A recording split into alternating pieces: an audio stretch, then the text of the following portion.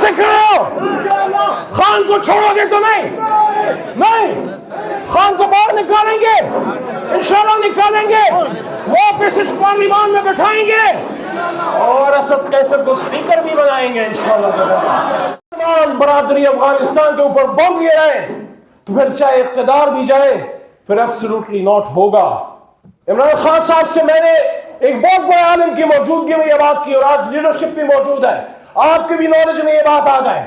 میں نے چیئرمین کو کہا خان صاحب ایبسولوٹلی ناٹ بھی ایک ریزن ہے، لیکن میرے خیال میں اس سے بڑی وجہ ایک اور ہے، اور وہ یہ ہے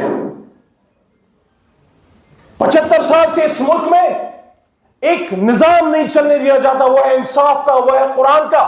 سن 42 میں جب قائد اعظم نے فرمایا کہ مجھ سے اکثر لوگ پوچھتے ہیں کہ آپ جس پاکستان کی بات کرتے ہیں، آل انڈیا مسلم اسٹوڈنٹ فیڈریشن، اس پاکستان کا نظام حکومت کیا ہوگا؟ تو قائد نے فرمایا کہ میں کون ہوتا ہوں اس کا فیصلہ کرنے والا؟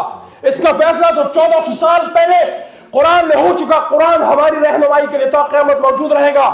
تو جو قرآن کی بات کرے گا، جو شریعت کی بات کرے گا، جو حرمت رسول صلی اللہ علیہ وآلہ وسلم کی بات کرے گا، جو امت مسلمہ کو اکٹھا کرنے کی بات کرے گا، یا پھانسی چڑھایا جائے گا، یا جیل میں ڈالا جائے گا، یا اس کو گولیاں ماری جائیں گی۔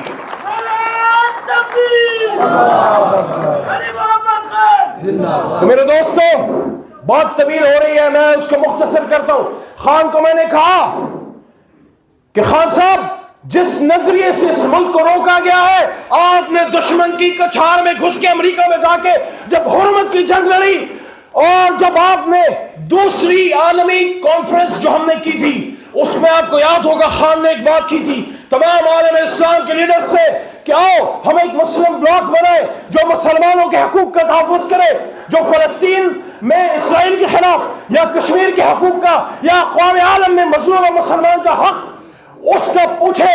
تو میرے کان کھڑے ہو گئے، میرے دل میں وسوسہ پیدا ہوا کہ اب نہیں چھوڑیں گے اس کو، لیکن انشاءاللہ we all stand strong with Imran Khan for Pakistan according to the vision of Muhammad Ali Jinnah۔ دیکھو اس ملک میں ابھی ہمارے ایک چھوٹے بھائی نے بات کی، خوبصورت بات ہے، اس ملک میں ان کے بچوں میں بھی رہنا ہے جو ان کے اشاروں پہ ناچتے ہیں۔ اگر ایک نظام نہیں دو گے نا انصاف کا، یہ نظام موجودہ تمہارے بچوں کا گوشت نوچ کے کھائے گا، کسی کے سر کی عزت محفوظ نہیں، کسی کی خاتون بچی کی عزت محفوظ نہیں، چھوٹی چھوٹی بچیوں کی عصمت دریاں ہو رہی ہیں، لوگ اپنا جسم بیچنے میں مجبور ہیں، بچے بھی اور بچیاں بھی۔ کیا کسی کو کوئی ہوش ہے؟ ظلم کے یہ ضابطے ہم نہیں مانتے۔ یہ کیسا انصاف کا نظام ہے؟ یہ کیسا اسلام پہ مبنی ملک ہے کہ جب 70 سال سے ظلم ہوتا رہا کچھ نہ ہوا، لیکن جب ایک شخص اٹھا اور اس نے اس نظام کو چیلنج کیا تو ان سب نے مل کے اس کو پکڑ کے گولیاں مار کے جیل میں ڈال دیا۔ آج یہ لڑائی عمران خان کی نہیں ہے، وہ ایک انسان ہے 72-73 سال کا، چند سال زندگی ہوگی، پھر کل نفس ذائقۃ الموت۔ آپ نے فیصلہ کرنا ہے کتنے ٹیپو سلطان قربان کر رہے ہیں، آخری بات مزید کرنے ہیں یا آپ اس کے ساتھ چلنا ہے؟ کیا اس امت کے نصیب میں صرف ٹیپو سلطان کے سر کی بلی چڑھنا ہے، یا کبھی ٹیپو سلطان کو کندھوں پر بٹھا کے اقتدار کے ایوانوں میں بھی بٹھائیں گے اپنی عوامی طاقت سے؟ دوستو آپ کا بہت شکریہ، میرے سینئرز بھی بات کریں گے، بس اتنا کہنا چاہتا ہوں، ایک وکیل اور ایک سیاسی کارکن نے پاکستان بنایا تھا، اور یہ سیاسی کارکنان اور یہ وکلاء کھڑے ہو گئے، یہ پاکستان کو وہ پاکستان بنائیں گے جو بات قائد نے سن 48 میں کی تھی، اور قائد کی اسی بات پر میں ختم کرتا ہوں۔ سپی دربار میں قائد اعظم نے فرمایا تھا کہ it is my firm belief, سپی دربار میں قائد نے جمیل بھائی فرمایا تھا کہ it is my firm belief that our true salvation lies in following the golden rules of conduct set for us by the great lawgiver of Islam, Muhammad sallallahu alaihi wasallam. Let us lay the foundation of democracy on true Islamic principles of social and economic justice. ساتھ کھڑے ہو، مضبوط سے کھڑے ہو؟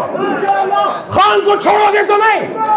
نہیں، خان کو باہر نکالیں گے، انشاءاللہ نکالیں گے، واپس اس پارلیمان میں بٹھائیں گے اور اسد قیصر کو سپیکر بھی بنائیں گے انشاءاللہ۔ پاکستان، عمران خان، نعرہ تکبیر! Absolutely!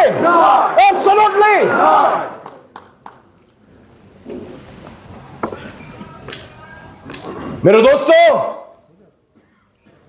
اگر ہم مسلمان ہیں، ہماری ذمہ داری ہے کہ اپنے ہاتھ کے نیچے جتنے بھی ہمارے ہاتھ کا مال ہے وہاں انصاف قائم کرے۔ اور بحیثیت مسلمان، اگر میں پاکستان کا صدر ہوں، وزیر اعظم ہوں، کوئی اور بڑا ہوتا ہو، میرے سے نہ صرف پاکستان بلکہ اقوام عالم کے مسلمان کا پوچھا جائے گا، کیونکہ صرف ہم نے ایک خطہ زمین حاصل نہیں کیا تھا، یہ ایک سوچ تھی۔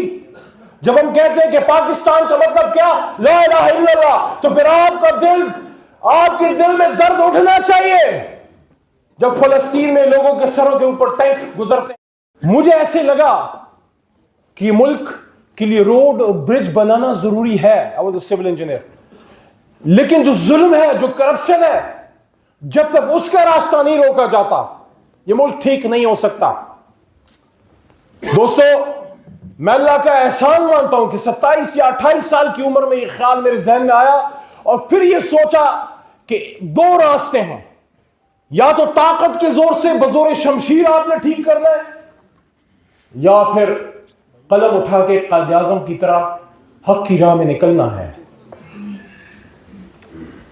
پوری پاکستانی قوم کو اس میں فخر ہونا چاہیے کہ اللہ نے جس کام پہ قسم اٹھائی ہے، حضور صلی اللہ علیہ وسلم نے جن لوگوں سے محبت کا اظہار کیا ہے، اس ملک کو بنانے والا اس پیشے سے تعلق رکھتا ہے، کیونکہ ہمیں جو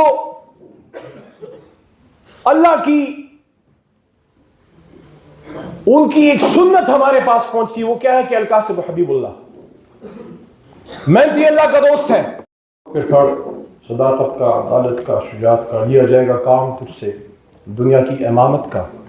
وَإِذْ قَالَ رَبُّكَ لِلْمَلَائِكَةِ إِنِّي جَاعِلٌ فِي الْأَرْضِ خلیفہ، ہمیں اللہ نے خلیفہ بنایا ہے زمین پہ۔ ہم زمین پہ اللہ کا نظام قائم کرنے کے لیے اللہ نے ہمیں بھیجا ہے، وہ پیغام جو حضور نبی کریم صلی اللہ علیہ وسلم سے ہمیں پہنچا ہے، اور نظام ہے عدل اور انصاف کا۔ اگر آپ اس کائنات پہ نظر ڈالیں تو سوائے انسان کے اور اس کے اعمال کے، سورج، چاند، ستارے، درخت، پانی، پرندے،